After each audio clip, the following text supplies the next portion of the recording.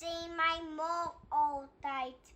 Dames en here, appels en pere, voorsitters en agtersitters. Ek Aiden Bens dink sommer dis 'n groot jokstorie. Want nommer 1, ek hou van lag. Sorry. Doe maar, gaan aan. My ouma sê, kinders moet lag. My ouma lees in die huishouding dat kinders wat lag, stres minder en bly gelukkig.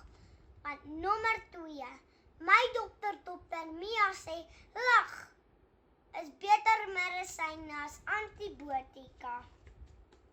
Dit maak jou hartjie vinnig klop, dit maak jou diep asemhaal en kinders wat lag, kuier minder by die dokter. Want nommer 3, mamma sal baie van hierdie hou. My rappie oom Tiaan sê lag, maak jou maagspiere sterk. En my sussie se drama oom sê lag, oefen jou gesigspiere.